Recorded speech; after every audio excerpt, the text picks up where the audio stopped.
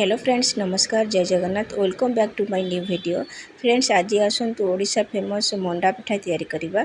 सेथिपई आवश्यक इंग्रेडिएंट होची अरुआ चाउल, नड़िया और स्वाद अनुसार चीनी। प्रथमे आम एठार अरुआ चाउल को 3-4 थर भल भाव वाश करदेवा। से पानी देकी मिनिमम 4-5 घंटा आम भिजई देवा।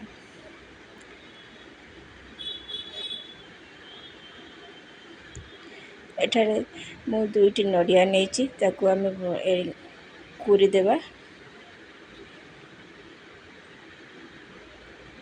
नड़िया कुरा सारापर आम नड़िया कुर तैयार करवा।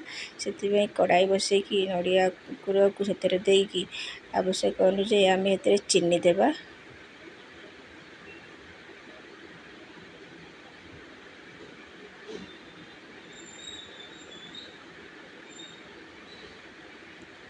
एठार मु इलायची नहीं 6-7टा इलायची को आम कुंडी साहाय्य कुटी देकी से पकईदेवा।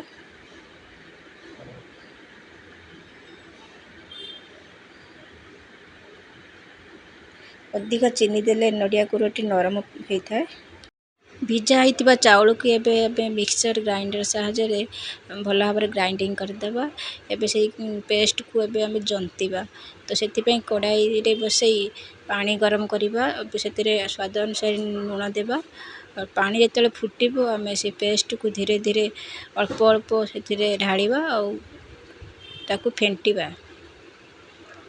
पेस्ट तो यही सारापर आमर जनताटी होगला।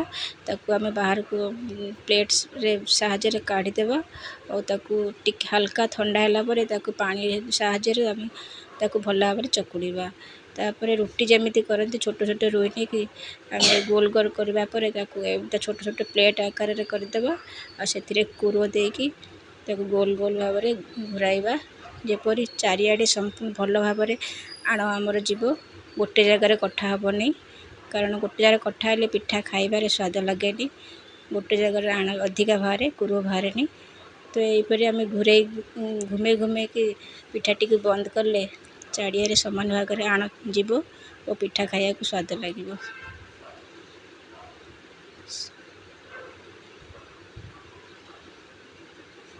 अधिका कुर देकी पिठा कले खाइबार टेस्टी लगे। फ्रेंड्स, पिठा करने समय जदि आम हाथ में टिके पानी लगे कि पिठा करवा तेबे आम हाथ में आण गुड़ाक चिपकब ना भल भाव साइन भी करवा पिठा। यहीपर आप गोल गोल पिठा तैयार करदे। देखु केमी पिठा तैयार हो। प्रथम छोट छोट कटोरी टाइप करवा से कुर भरकी देवा। तापर ताकू घूमे घूमे कि ताकू बंद करवा।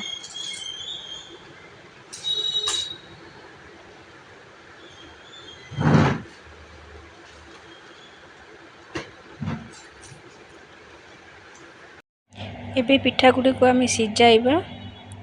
से कड़ाई आम पानी गरम करवा। पानी रे जिते भल भाव उबाल आसो ना से आम पिठा गुड़ी को छाड़ी